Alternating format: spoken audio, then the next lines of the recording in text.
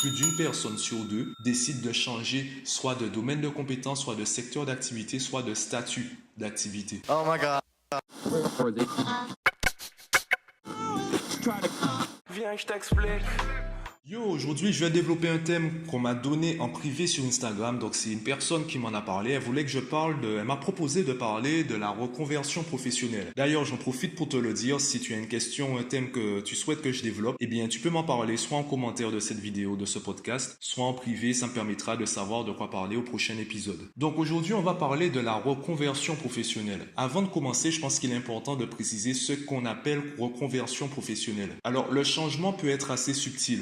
Par exemple, une personne qui est dans le secrétariat et qui passe on va dire, du secteur bancaire au secteur agricole, par exemple, c'est le même domaine de compétences. Par contre, les secteurs d'activité sont très différents. Les besoins, les demandes sont vraiment très différents. En termes de domaine de compétences, eh bien, ça peut être cette même personne qui est secrétaire médical et qui décide de devenir agent immobilier. Les secteurs d'activité aussi, là, du coup, sont différents. On va prendre un exemple peut-être plus simple. La personne qui travaille qui est peut-être à l'accueil de l'agence immobilière, donc il va peut-être gérer l'administration et qui décide de devenir agent immobilier. On est dans le même secteur d'activité, sauf que le domaine de compétences est différent. Tu vois qu'en reconversion professionnelle, parfois c'est subtil, parfois c'est grossier, entre guillemets, c'est flagrant. On voit tout de suite que la personne est passée de tout au tout. Pourquoi il y a ce phénomène? Pourquoi des personnes changent de secteur d'activité ou de domaine de compétences alors qu'il y a une crise de l'emploi, alors qu'il y a du chômage? On parle quand même de personnes qui ont trouvé un emploi, qui ont trouvé une situation entre guillemets stable et qui décident de changer. Parfois c'est à cause d'un déménagement, changement de situation, d'emplacement géographique. Si l'entreprise dans laquelle on travaillait n'est pas implantée à la nouvelle adresse, eh bien il faut trouver autre chose. Donc ça peut être expliqué par cela. Mais majoritairement, la reconversion professionnelle répond à un problème. Ce problème, c'est je ne suis pas épanoui avec ce que je fais et je me vois pas faire ça encore 20 ans. Surtout maintenant que la retraite, elle paraît de plus en plus fébrile, de plus en plus fragile. C'est pratiquement une utopie de parler de retraite aujourd'hui. Donc, lorsqu'on trouve une situation, on a envie qu'elle dure. Et le problème, c'est qu'on se rend compte qu'on a enchaîné des années d'études et finalement, ce qu'on fait, on ne se sent pas épanoui. Ça ne correspond pas à l'image qu'on avait de la réussite ou de la vie. Ça arrive parfois au milieu des études. On commence par exemple à faire médecine, on se rend compte que ce n'est pas pour nous. Ce n'est pas forcément un problème de niveau, c'est simplement on se rend compte que c'est pas dans cela qu'on a envie de continuer. Ça nous parle pas, ça nous motive pas. On avait peut-être envie de le faire parce que c'est une filière d'excellence, c'est beau sous le papier d'aller en médecine. Et finalement, lorsqu'on est dedans, on se dit mais non, je me vois pas faire ça 10 ans, 20 ans, je me vois pas continuer dans cela, je préfère partir sur autre chose. Il y a des personnes aussi qui se rendent compte simplement qu'il y a une meilleure opportunité ailleurs. Ils aiment ce qu'ils font, simplement, ils adorent cette opportunité-là, donc ils vont continuer dans cette voie. Je peux te prendre mon exemple personnel. J'adorais le métier que je faisais avant. D'ailleurs, aujourd'hui, je fais le même métier qu'avant. Ce qui a changé, c'est le poste. Avant, j'avais un poste de salarié, j'étais en CDI, 35 heures par semaine.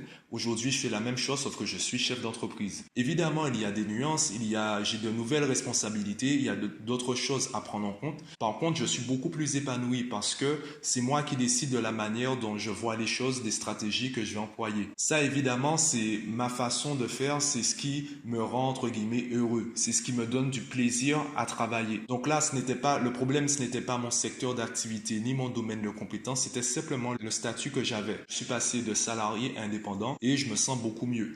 Toi, ça peut être simplement le domaine de compétences que tu voudras changer ou simplement le secteur d'activité ou l'entreprise ou l'emplacement géographique. Et tu vois qu'à chaque fois, ça répond à un problème. Le problème, c'est que tu n'es peut-être pas épanoui dans ce que tu fais ou tu es limité dans tes opportunités là où tu es ou la manière dont tu travailles. Donc, tu vas chercher des solutions qui vont te permettre de dépasser ce problème. Et parfois, ça passe par la reconversion professionnelle. Les chiffres, en gros, c'est qu'il y a entre, on va dire, 60 et 70% des travailleurs actifs qui passent par la reconversion professionnelle. Ce que je suis en train de te dire, c'est que plus d'une personne sur deux décide de changer soit de domaine de compétence, soit de secteur d'activité, soit de statut d'activité. Et pour moi, l'origine de tous ces problèmes, c'est une question qu'on pose encore aujourd'hui à des enfants. Cette question, c'est quel métier tu veux faire plus tard? Maintenant qu'on sait que personne ne fera un seul métier jusqu'à la fin de sa vie, pourquoi on demande à des enfants ou même des adolescents ou de jeunes adultes d'identifier le métier qu'ils veulent faire jusqu'à la retraite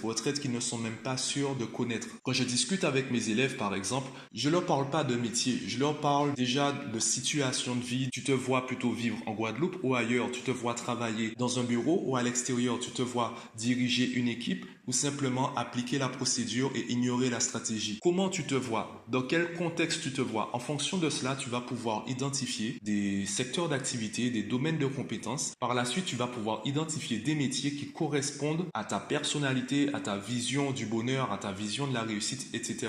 C'est comme la célèbre phrase "connais-toi toi-même". Donc j'aide surtout mes élèves à apprendre à se connaître, à apprendre à identifier nos centres d'intérêt, nos passions, nos talents, pour qu'ils puissent choisir la voie professionnelle qui leur corresponde le plus. En fonction de tout cela, on ne pourra pas parler de reconversion professionnelle, on va parler d'évolution. Je vais te prendre un exemple. J'ai rencontré un élève, donc c'était une lycéenne plus précisément, qui avait eu des douleurs physiques et qui avait dû rencontrer donc tout ce qui est kiné, chiropracteur, etc. Et elle s'était intéressée en fait à la manipulation du corps humain, cette capacité à identifier les maux et les solutions à proposer pour soulager les patients de ces maux. L'attention qu'elle portait au corps humain lui a donné envie de devenir kiné. J'ai discuté avec elle et je lui ai précisé qu'en fait, kiné, c'est juste une façon de vivre ce dont elle parle. Elle peut être également préparatrice physique, elle peut être coach sportif, elle peut être plein de choses liées à cela. Elle peut être également, je ne sais pas, sophrologue ou prof de yoga, peu importe. Il y a plusieurs façons, plusieurs opportunités disponibles pour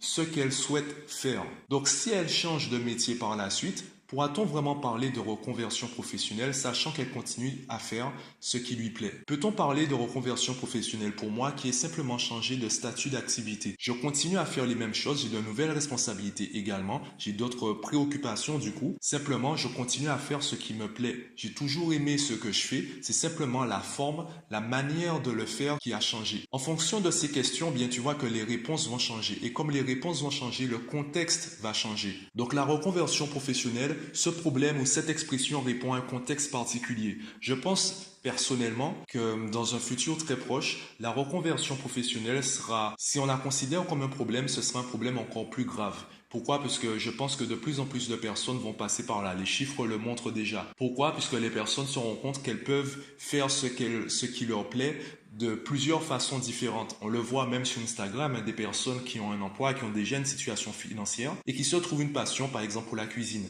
Donc elles lancent un profil Instagram sur la cuisine. Peut-être que demain elles vont devenir chef en restaurant ou elles vont donner des cours de cuisine, par exemple. Elles vont peut-être proposer des formations en ligne pour proposer des recettes. Il y a des personnes comme ça qui sont pas forcément devenues millionnaires et qui ont pu créer un business en ligne assez rentable pour qu'elles puissent en faire leur activité principale. Effectivement, lorsqu'on regarde les succès en ligne ou même le succès, on pense souvent aux millionnaires, aux multimillionnaires, aux milliardaires. Et il y a une tranche de la population qui gagne, allez, on va dire entre 5 000 et 30 000 euros par mois. Ces gens-là, on n'entend pas vraiment parler d'eux. Pourtant, ils ont un train de vie assez satisfaisant. Ne serait-ce que 5 000 euros par mois avec un business en ligne, tu travailles de chez toi et tu continues à travailler dans quelque chose qui te plaît, c'est peut-être super intéressant. Je dis 5 000, ça peut être aussi 1 000 euros par mois. L'idée, c'est surtout qu'aujourd'hui, on se rend compte que les opportunités sont vraiment multiples. Sur la forme, on n'est pas limité. Une fois que tu as choisi le fond, une fois que tu as choisi ce que tu souhaites faire, dans quoi tu souhaites évoluer, eh bien la forme,